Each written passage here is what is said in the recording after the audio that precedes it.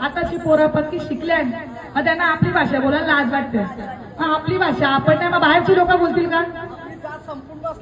मग आपण काळजी घेतली पाहिजे. आता काय सगळ्या जमिनी बिमिनी विकल्या, आता भाषेला ऐकू नका म्हणजे झाला.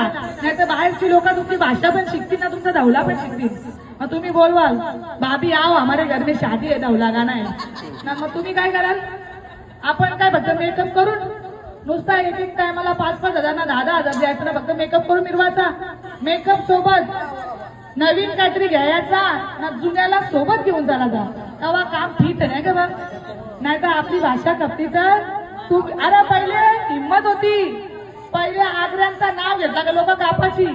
आग्र्यांचा एकच शब्द कापी व्हायचा कर. आता बाहेरची बोलतात तेरा क्या आहे ना, आपण घाबरतो. मग तो तसा बोलला मला बाहेरच्या आले. या सगळा झाला कशा मुला?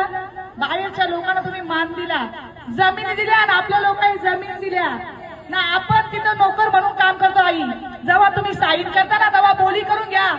आमच्या गावातल्या ना कशी पण वागणूक नका, तो अग्रीमेंट वर लिहून घ्या ना. काय होणार आहे? आपली मालकी असताना देतात ती त्यांना गरज असल्यावर, नाही तर आपल्याला नोकरासाठी वागवतात. आपला माणूस तिथं वॉचमॅन सारखा साहेबला सलाम करायला असतं. आपण राजे आहोत. ही मुंबई पूर्ण आपली आहे.